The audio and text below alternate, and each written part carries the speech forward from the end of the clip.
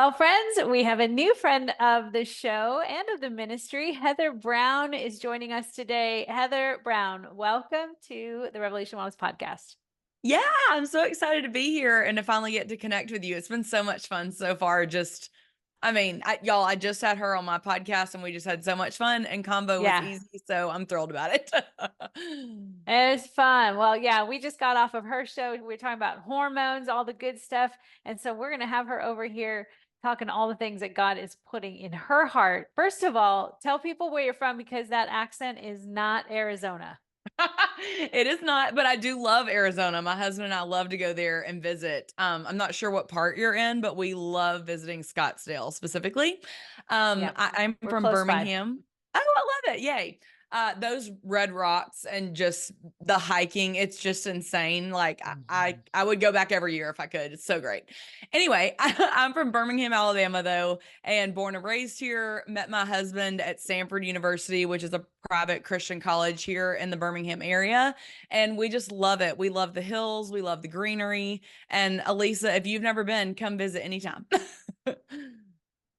You know what? The whole greenery, it throws me off. I'm so I'm used to sure. brown and blue. Those are my colors. Those are the state colors of Arizona, brown and blue. Blue skies, brown dirt. We're good. I go anywhere green and I'm like, what? I'm disoriented. What is all this green stuff? What are these trees? I feel almost claustrophobic because everything's hugging me. Everything's so tight. But Yes, it is yes. beautiful. It's fun. I will definitely look you up next time I'm in the area. Love it. Okay, I'm gonna jump in and I guess when I ask this question, Heather, our audience is all about health, wholeness, integration, Jesus being the center of it. And what would you say God is doing in your life now with your journey of health and wellness? What is He telling you? What's the message He's saying, I want you to tell my people right now? Yeah, that's like, oh man, I love that question so much. Well, I'm gonna try not to cry, but long story short, Oh, my crying is welcomed here.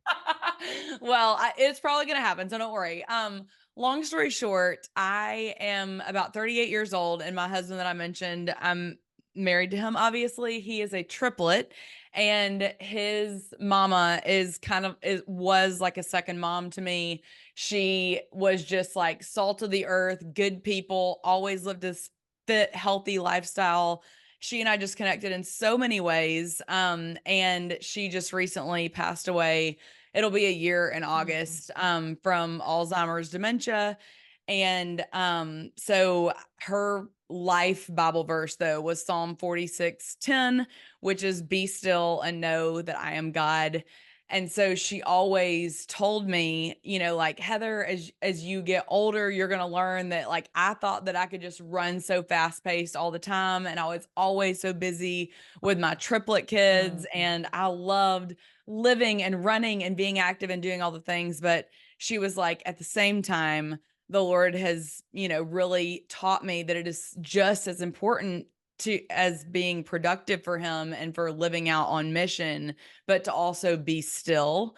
And so even at Mhm. her service, we talked about how the only part of that Bible verse that she struggled with was the first part, the be still, but she knew all along that he was God. And so I just hope that my life Mm. and everyone that I touch or come in contact with feels that, even though I'm the Energizer Yeah. Bunny and even though I have all this energy that the Lord has gifted me with as part of my personality, at the same time, my sin struggle is that a lot of times I do struggle to be still and just really sit in the knowledge and the presence of who he is. And Mm. so that's kind of like what the Lord's really working on teaching me in my heart right now. Love that. And because working out, that's easy for me. I'm like, yes, let me get this energy out. Let me, take the kids everywhere and do and be, but to just be still and sit in what he wants to show me for that day, that is something that I really have to turn over to him over and over again. It's so good. And you know that word when it says be still in Psalm 46:10, the to be still means to slacken, release a little bit. So sometimes I think we think, oh my gosh, I gotta sit really still. I gotta sit really quiet because it makes me think of, we just got off of your show and I challenged your listeners to just go for a walk with no phone, just Yes. silence. And I think that alone, it's slacking. Just let's just relax and go for, put the phone down because that thing grips us and just create some space. That's really what be still, just create some space for God to come in. So I love that. I think you're right on track with what I think God is doing on the earth right now because he's not done like calling us on mission and doing the gospel good work, but man, are we quick to make it a heavy yoke, right? Yeah. Yeah, absolutely. I Why don't think you that tell, go ahead, go ahead. well, I was gonna say, I think that, oh, you got a thumbs up. I did. I, I think that the biggest thing too is that, and it's a two-edged sword, just like anything. The cell phone is so good at connecting us with people and connecting us with people that our family lives across the country, and social media. You're in my community that I know that we both invest so heavily in. But at the same time, if I'm not willing to put it down, it also can become a distraction to my relationship with the Lord. And Mhm. so you miss out on those moments in nature if I'm constantly on my phone thinking like, well, I'm going to listen to the podcast while I do it and be, texting Wow. so and so and checking that off my list. But really, sometimes he invites us just to just walk, just be with me. You don't have to constantly be, There it is. absorbed in this productivity. So Yeah. thankful. Yeah. So you have a background in the fitness world. You were a former instructor. I think it was bar. You did bar for 10 Mhm. years. And something shifted. So what was the shift for you that out of that and into what you're doing now? Yeah, that's a good question. So I'm sure many a mom will relate, but I've always been active, always did cheerleading, volleyball, like loved moving my body. It's just in me. And I know Alisa was saying the same thing for her since she was 14 years old. That was her first fitness Yep. class. And yeah, I loved that kind of stuff as well. It was like body pump, Zumba, sign me up or whatever it is.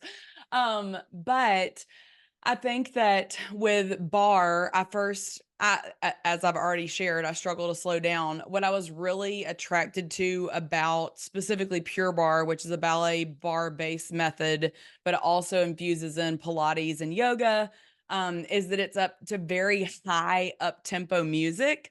So while I had been learning, it's important for me to get in things like yoga and stretching and not just to do spin and dance and, like all the super active fun things.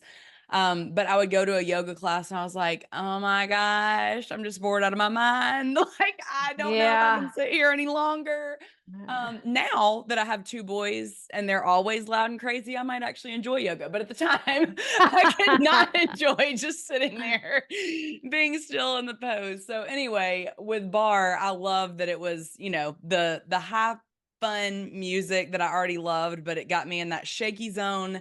And I was so Yeah. passionate about Pure Barre because it really connected the mind, body, spirit connection for the first time for me ever. And that Yeah. blew my mind as a Yeah. 20, I guess I was like 24 years old when I first started Wow. teaching it. Yeah. And so it was just a really novel concept to me that I shouldn't just be like killing it on the spin bike, but I should instead be thinking like, okay, I'm putting my mind in the top of my thighs and I'm using That's my right. thighs to go down an inch and up an inch. And so that really was like, okay, this is good stuff. So I loved bar, taught it for all those years, had my first little boy, and we can talk more about this later, but really struggled with postpartum depression, had a 4th-degree tear, which if you're not familiar, that's the worst kind you can have. It was awful. Mm. God really used that to humble me. And again, we can come back to that later. Mhm. But so I kept teaching Pure Barre, kept taking Pure Barre after I had him.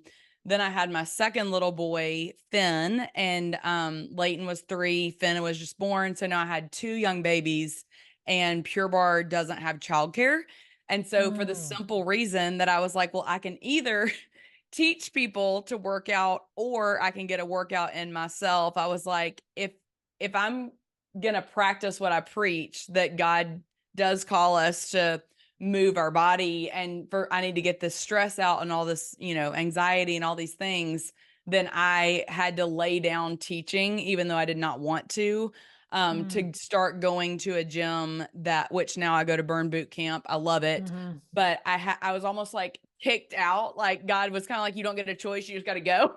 So I had to leave Mm-hmm. Pure Barre, go over to Burn Boot Camp because they had free childcare. So then I was able to actually work out and, know that my kids were taken care of in that phase Yeah. of life.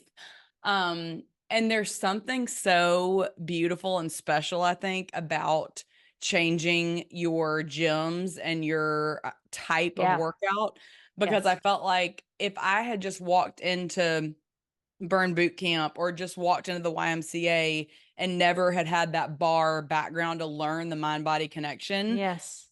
I think that I would have really struggled to ever just learn more, to learn how to Yeah. listen to my body, to learn how to put my mind in the muscle and think about flexing the bicep. Or I don't even need a weight. I literally, if I'm hurt, I don't have to use weights. I can just like act like I'm squeezing my Yeah. muscles through Yeah. cement and I can get a Yeah. shake from my biceps right there. So that was what led to the change. And now you and I were talking a little bit about how just as you age, things change. So I've dealt with plantar fasciitis and hips and pelvic floor injury, like I talked about with my birth of my first son. And so I've really had to learn to modify a lot at the gym. And I'm so thankful that Mm-hmm. I have that bar background that allows me to feel confident in my downs. Yeah.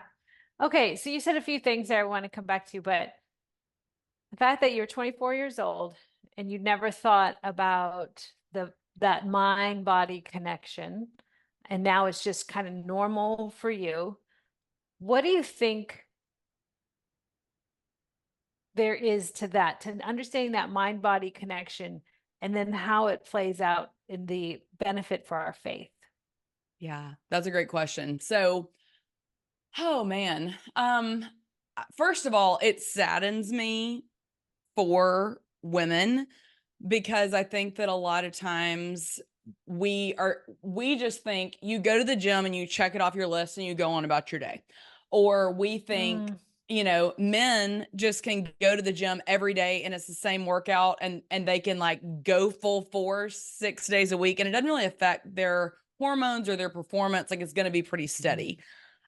So I think that I didn't know this at 24, but I do now that, women, we reset our hormonal clock essentially, mhm, daily, weekly, monthly, depending on mhm, our part of the cycle that we're in. mhm. And so I think that now I feel much more comfortable with knowing the week leading up to and the week of my cycle that I need to truly learn to listen to my body.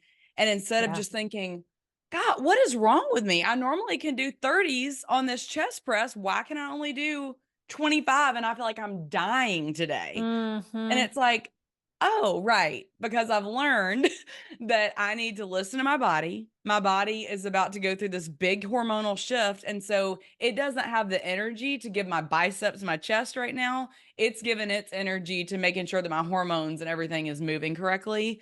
That Yeah. to me was like, I mean, if you would have told me that at 22, I'd have been like, wait, what? What? Right. It's just Right. a lot to take in.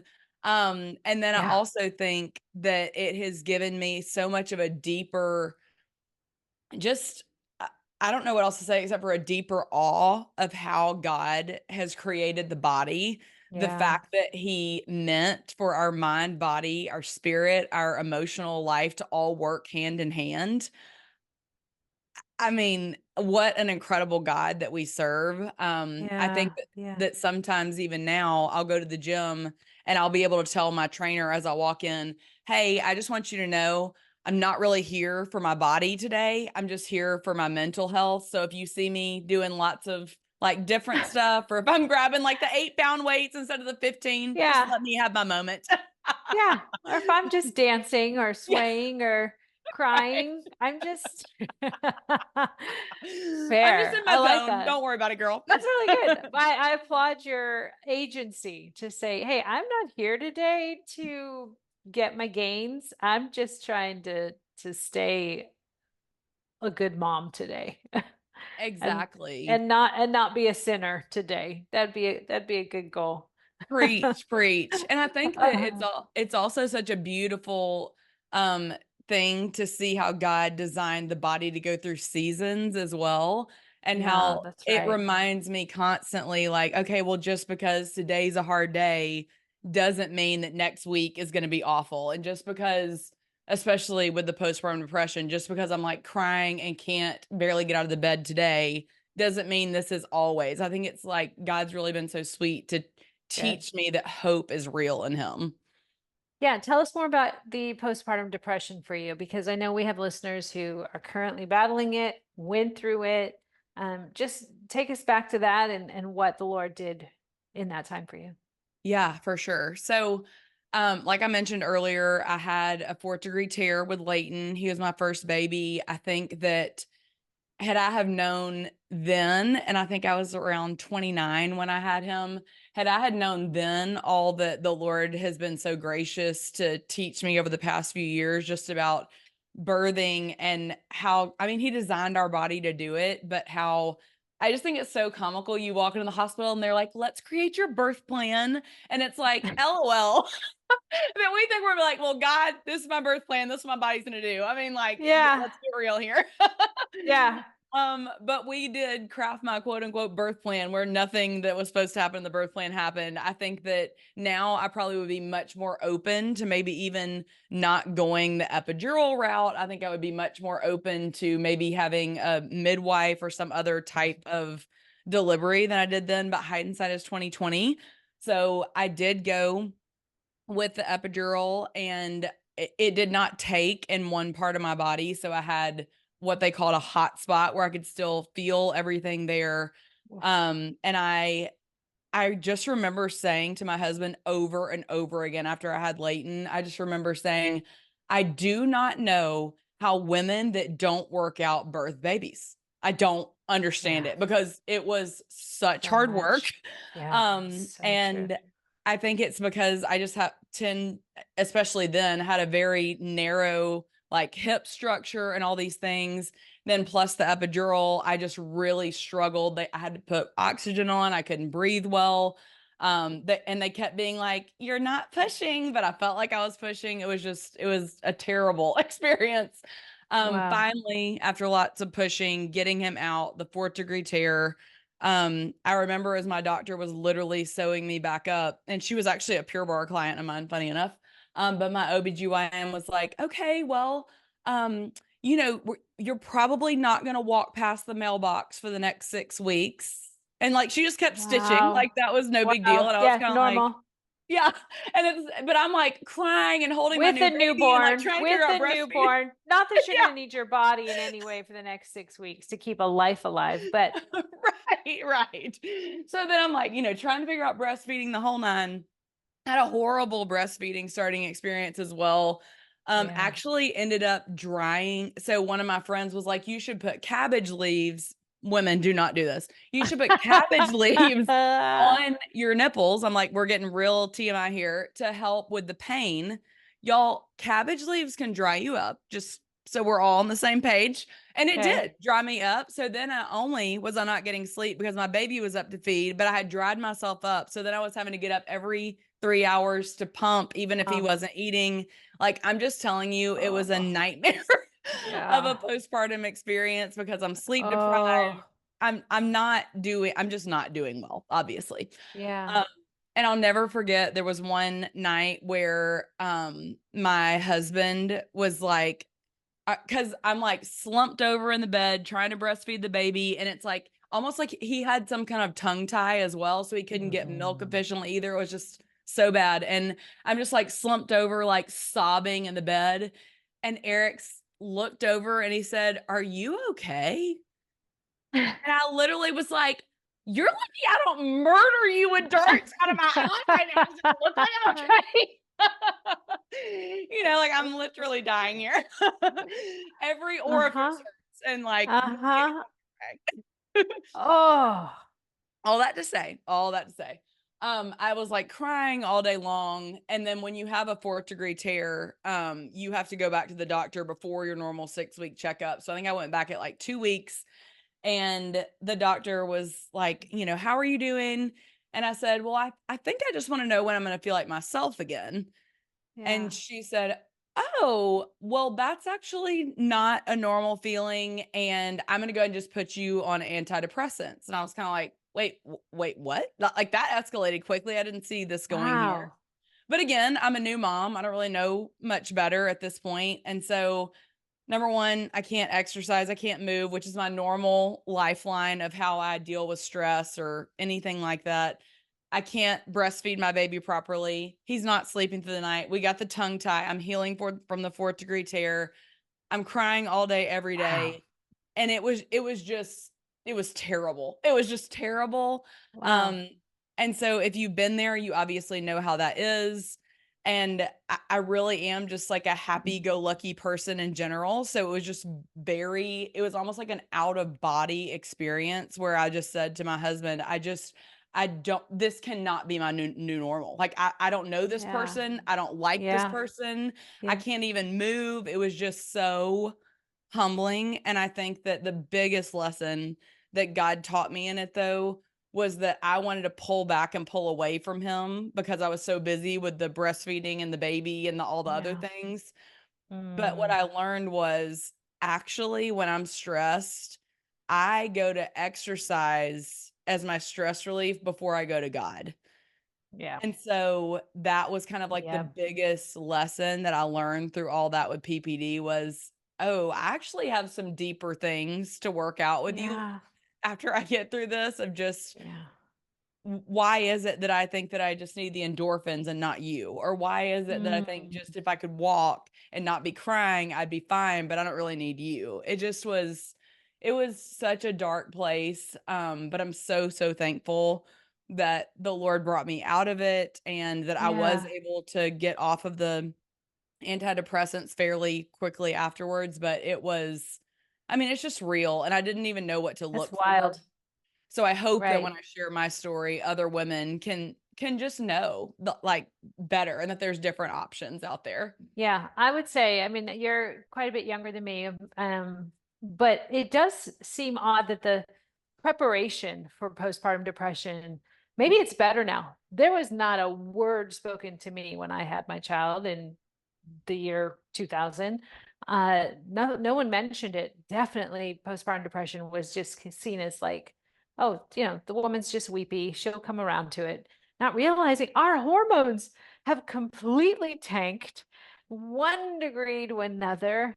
And then you add on all the tasks that we're learning. We're a new mom and just the anxiety of this. I now have this child to take care of, depending on our upbringing of our own home, our adverse childhood experiences that we might be bringing in. Like it is a storm, like at the beginning. And I remember when I had my son, my first, well, that was your firstborn? Was that the story of Hmm. your firstborn? Yeah. It Isn't it is. amazing that you ever had another child? It really is.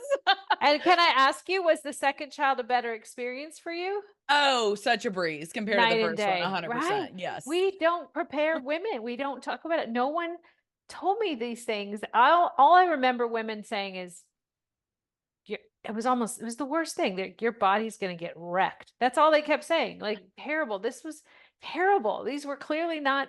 They actually were some Jesus women in my life, but that's all we think about is that, oh, your body's just going to crash. It's all bad. Then it gets better, but nobody tells you, this is actually going to happen from a chemical standpoint. Here are some things you can do to remember, also to just be able to reach out to other people and be like, I'm struggling. This isn't a shame. I have friends who felt like they didn't even like their baby, right? Like, I don't even know who you are. I remember clearly one night, Heather, holding my newborn son. He was colicky, he would not breastfeed. I was so depressed, anxious, crying all the time, didn't have any sleep. It was a mess. And I believed the fairy tale of what a child, the child's going to come and it's going to be so delightful and lovely. And my husband and I are going to get closer than ever before. It was the complete opposite. And I remember rocking my child Jack and in my mind, planning my escape. And I'm not kidding. I was really thinking about, I'm going to have to leave this child. They'll be better off without me. Like it was Mhm. a full on psychosis of depression, but also delusion of an enemy that was just getting me to believe the worst case scenario at all times. But yeah, I clearly snapped out of it, but I needed God more than anything. That began, because I just got off your show, that was a real turning point for me of like, God, you have to be here for me. Like it must be more you and I'm not going to get this from my circumstances. So that's Yes. profound. That's I mean, profound. motherhood will definitely take you to like the end of Whole your rope. nother. And it's like, and that's where he comes in. Praise the Lord. And like he Totally. works in our weakness. Praise him. Yeah, yeah, it is the worst best thing that happens to you to definitely disciple you because the things you won't do for your kids yet there's things only so much you can do. Okay. Alyssa or Yeah. Alisa, I'm curious to hear what would, because you've been in this for longer than me, and I know that you know so much about the Yeah. research, and I would love for your audience to hear this and my audience hears it. Yes. Now, when you're talking to Hmm. moms that are, and you're trying to Hmm. prep them for potential of PPD, if you Yeah. were talking to a mom like me that was told you can't walk past the mailbox, so I can't exercise, what are you telling them to do?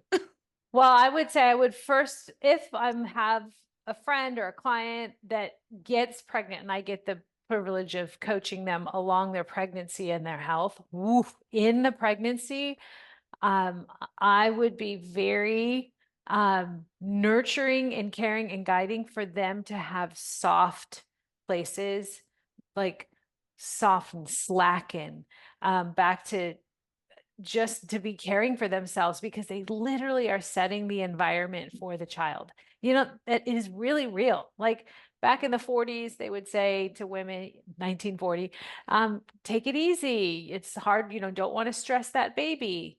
They actually were onto something. We started Mm, to get away from that. I'm like, oh no, we're fine. We can work out. We can do all these things. And we started to do that. And I think our environment that we're setting for babies isn't always the best. I would go back and tell myself, like, I was anxious. I was an anxious mommy. I was like doing all the things. And like, I think I know that I contributed to some of Jack's colic reflux, like his inability. So he was a stressed out baby. I kind of created a stressed out baby. And then I same. was a stressed out mom. And then that, boom, that will plummet you into depression because you're so high in those hormones of stress, cortisol, and it's not helping. And so then you plummet. So I would be really big on the caring of being gentle during fitness, back to gentle nutrition. It doesn't mean eat the ice cream. That's not going to be great for you either. Like how to coach them into you're creating a life. You're creating a life for them and for you as the mom you're going to be, the caretaker you're going to be. So it would be a lot of disciplines of delightful disciplines of rest, some silence, solitude, quiet, breath work, all those rest and digest parasympathetic nervous system kind of practices. And then once they had the baby, oh my gosh, making sure we got some good vitamins and supplements to help with the changes in the hormones, as naturally as possible. I would be staying away from caffeine, excessive caffeine. That would not be the best thing, but just crazy because you're tired and you're like, I just need something. And yeah, trying to get the sleep when they can get it. A faith community, people that are going to be encouraging them and just there for them, someone to help. Just if there is a baby that's just challenging and difficult, like the help, the structure of having other people help you. So, um, Yes. it all comes back to being kind and compassionate towards ourselves before and after. And I just think once you're in the tailspin, it's so hard to do. It really is. And I would even add on to that that one of the things that I started doing that I wish that someone would have told me to do ahead of time is on Sundays, I started being like, okay, what can I do for my health and my family's health that I can control? Because I can't control a lot of these factors. That's And right. I am a huge people person. And so I realized that I think that some of the depression was coming from the fact that I was used to seeing, my Pure Barre clients and seeing people at work and all Mm-hmm. these things all day long. Well, then your Mm-hmm. husband goes back to work and it's just you and the baby and the Yep. TV. So I started on Sundays when I would, do my meal plan or whatever else once I was just out of the thickest of hormone fog. Yeah. Is I would start to just text like 2 or 3 people and say, "Hey, do you have any time this week when you could come by and we could either pray together or we Yes. could do coffee Yes. or Make whatever." plans. Yes, and then that way they could come to me because I couldn't get out, but I would still get that people fix, and I mean, it So just good. helps so much. So true. That is really good advice. Okay. Heather, how do you define healthy? Ooh, healthy. Mm. Mm, I think I would define healthy is, well, I love doing an opposite too, like saying healthy is not just going to the gym. Healthy is not just eating a certain way, whether it be keto or whatever. Healthy is feeling whole from the inside out and then mhm, wanting to do the things that God's gifted you with out in nature to help fuel that health. So I think mhm, about just like we talked about earlier, movement, getting the mhm, sunlight, mhm, taking in God's word. For mhm, me, with the emotional health that's getting around people, it's scheduling a date mhm, night every week or two. But mhm, if I'm not healthy and I'm not willing to be still and I'm running myself ragged to check off the gym and to check off the water and to check off that's not actually healthy. It's going through the motions of being healthy mhm. when actually inside I'm still really struggling. Wow. Good. Good. Okay. So when you find yourself in a moment of you know what's right to do, but you can't get yourself to do it, what do you do? Woo! Let's see. I'm just gonna tell on myself. So Tell on yesterday, yourself. I will. So yesterday, I was like, you know what? I have not been in the Word yet today, Gosh. and really I don't really have time today to sit down and be in the word, which is not true. You make time for what's a priority. I'm well aware of that.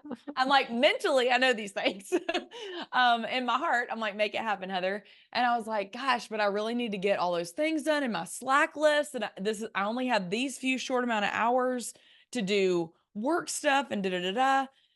And so, Eric and I were like texting back and forth, unrelated. And he was like, "Hey, I know we keep talking about wanting to institute this reading night with the boys, where it's like we know on Tuesday night for 30 minutes for bed, we're all going to be reading together because we want to model that for them. And then also, Mm-hmm. vice versa." And so Mm-hmm. I was like, okay, Lord, like there's the accountability that I needed. You just provided it. So I said Yeah. to Eric, hey, tonight when we would do our reading time, I'm going to get out my devotional book and I'm going to do a devotional during it. And then that way it was like God opened Perfect. up that window Perfect. and now I've got the accountability of Eric to know if I don't pick up the right book. That's So perfect. that was how I solved it in that moment. But Lord knows what I need to be doing is praying for God to change my heart Mm, really to like mm, want to get in the word each day. mm, But I think that, mm-hmm. yeah, thankfully yesterday was good. And then today I've already been on, I found this podcast. And I think it might be really helpful for people that are just crazy with, the summer or fall or whenever this airs. But it's called Daily Bread. And it's literally a Mm-hmm. 5-minute podcast every day from Briarwood. Here, it's actually based here in Birmingham. Briarwood Church's late pastor does it. And he literally might just read Genesis 1 through 2 and like talk on it for 5 minutes. And that's it. And I've done the Bible recap and stuff like that before, but I've really had to learn to get creative in the way that I get in the Yeah. word, especially in the Yes. summer and with young children. So, Yeah. Yeah. yeah. I also want to say, because you guys are in the thick of it. Your clientele mostly mamas, and I know you do something called a Sunday reset. So before we sign off, I want you to talk about that. But yeah, I just kind of, as someone who has walked through it, I now have an empty nest, kids gone, doing great. They're all out there flourishing and growing. But I look back, I'm like, wow, it's a storm. Like, it is just a whirlwind of a time. And we're so hard on ourselves. we're so hard on ourselves, mamas. I was so hard on myself, and that made me hard on my kids, and that made me hard on my husband. Hindsight's 2020, but I look back and I think that the the kindest thing, especially when it comes to the Lord, and like, okay, I know I need his word, is just to remember he doesn't shame you. The fact that you know you need him is like it's enough for his heart. Like he loves that about us. I don't think he's like crossing his arms going, well, you're being punished today. You're having a bad day because you haven't been with me. That's not who he is. Yeah. He really is more So present good. than anything else. We don't have to like, I mean, hear me. This is my favorite book on the earth. Like this is it. But if I just have a scripture that I know in me and I pull it up in a moment of whatever, you know, unrest or stress, and I chew on that scripture for a second, that is being in the word. Like we tend to think, So I got good. to get in the word. I got to get a fresh word. And I think, yes, to fresh words, but the word is active and alive. So it's already in you. It's part of who you are, Heather. So you can just pull it back up and just sit with it until it's like, oh, he's with me. He loves me. I don't need to stress about this. I just think sometimes we make it we're so hard on ourselves about not being in the word and not being enough. And I go, I think that's the enemy masquerading as light. That's a good I really word. That'll do. I preach. think Yeah, he's just walking around telling you should be a better Christian. I'm like, I don't know. And we're just so stressed out. So we you're are. doing it right. Oh, You're doing thanks, it right. friend. I appreciate that. That's very kind of you to say. And I needed that to hear that encouragement today. So thank you so much. You're doing it right. Yeah, you're so good. Okay, so before we go, tell people about your Sunday reset. So your Yeah. audience really is if you're listening and you're a mama trying to like, I mean, tell people who you get to work with and then about the Sunday reset. Yeah, for sure. So the Sunday reset is basically born out of me on the couch with the postpartum depression being like, okay, this ain't working. Like, what are we going to do now? And so on Sundays, and you can make it be any of the day of the week that you need it to be. But I talked about it briefly earlier, and it's basically me putting a system and a name to what I do to help other moms that are in the same boat as me. They want to live a healthy lifestyle, but they're really busy. I would say that I have a lot of everywhere from like new moms to, I mean, I have a few grandmothers in my community and I love them too. Obviously, I'm like, yes, Yeah. please pour all the wisdom into us. Yes. But Yes. lots of young moms, I would say up until about probably moms of teenagers is my core audience. I have been blogging and doing Instagram for about 15 years now, which is wild. Wow. And the latest chapter I would say is my Healthy by Heather Brown membership. And that's where I teach the tenets of the Sunday reset. And I encourage women to Good. Sunday reset each week. And that is Good. essentially assessing which part of your health you're struggling with the most and how can you pour into that. So I love to take, again, because I need to work on being still, I love to either do a bath on Sundays or something that forces me to sit still. Sometimes I journal, sometimes I pray with God and just say, Lord, what do you want to do with this week for me? And then it's where I'm Mhm. starting to set into motion the planning of the week. A lot of times my meal plan really helps ground us. So it's me and Eric getting on the same page. Are we trying to do a date night this week? Then I need to book a babysitter. Do the kids have a basketball camp or do they have soccer games? Okay, what are our busiest nights of the week? Let's pair those with the nights that we have either leftovers or Chick-fil-A on the docket. And then I'm saying, okay, my spiritual health, what am I doing this week? And I'm realizing, okay, well, that Bible study ended. I probably need to look at finding a new Bible study to start this week, or do I need to buy on Amazon the next Bible study we're doing? It's really just saying, how am I going to feed my mind, body, and spirit this week? I'm using Yeah. that Sunday reset to get on the same page with the rest of my family and then letting it implement the rest of the week and being willing to say, oh, this isn't working well, or that did work well. Let's keep that this week. Good. That's the super stripped down, very basic bones of it, but it literally keeps me sane in this storm of crazy, like you were saying, that I'm in You're right doing now. it. So good. Yep, those are the things, especially in that time. It's like things are spinning, but what are the rhythms? What are the practices? We say this a lot in Revelation Wellness that even exercise, it's just a practice. You're practicing Yes. something. You don't perform it, you don't nail it. It changes with seasons. So don't hold anything too tightly. At the end, it's like, God, have your way. Teach me whatever I Yes. need to be taught, and I'll walk in the ways that you lead. So, so good. Amen. All right, Heather, 3 fast, fun questions before you go. Favorite way to move your body? Ooh, gosh, I'm like, there's so many. Right now, I really am loving bar still. Like, I love Love that. when I teach myself a class up here, or if I get to go to the studio every now and again, like on a Sunday when my husband's home with the boys. I love going and just I'm getting gonna back have to to my roots. I'm gonna have to check out a bar class again. I went a long time ago, and I didn't find it as thrilling and fun as you're explaining it.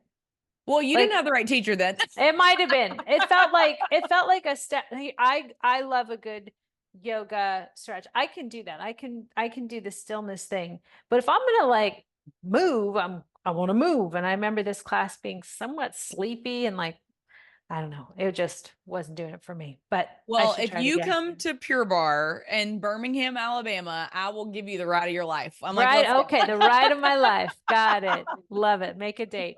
And favorite active wear, Ooh, gosh, favorite brand, favorite place to shop and get it. yeah, I really love Amazon. Amazon has some really good lookalikes right now for Lululemons, and I love the CRZ, Lululemon stuff. CRZ I yoga. I like CRZ Yoga, and then there's another one that I'm blanking on the name right now. I want to say it has the word sun in it, but I can send you Hmm. the link so you can link it in the Okay. show notes or what have you. But so many We good news. love a good Amazon, but I know there's so much now on Amazon. Like I It's wonder if insane. Lulu and all them are losing market share because there's so many different brands. Okay, and then I know your answer to this one. Coffee, tea, or kombucha? Where are you going? Coffee for sure. I'll take kombucha, you have coffee. I love All it. I right. love it so much. All right, friends. Well, we'll have more information. You can swipe up on the show notes and find all the things out about Heather. She has a website. Say it again, Heather. It is www.mylifewelllove.com, or you can find me on any social platform, my podcast, Instagram, all the things. Instagram's my favorite. I'm not going to lie. It's just at Healthy by Heather Brown. All right. Well, thank you, God, for the fun of social media. That's how we found each other and just connected Yes. and thought this would be a fun conversation. So thanks, guys, for hanging out with us. And Heather, we bless you and we'll talk again soon. Love it. Bye, guys. Peace. Thanks for watching, and remember, this video was brought to you by Revelation Wellness Instructor Training Program. Do you love Jesus and have a passion for fitness and wellness? Or maybe you're tired of the roller coaster of obsessing over and neglecting your body, and you know there has to be more to fitness. Let us equip you to lead others to health and wholeness rooted in Jesus Christ through our faith-based fitness instructor training program. Go to our website to learn more and listen to testimonies of people just like you who are bringing hope and healing to their communities as fitness teacher gospel preachers. Click the link in the description of this video and download a packet to get your journey to health and wholeness through Christ started today.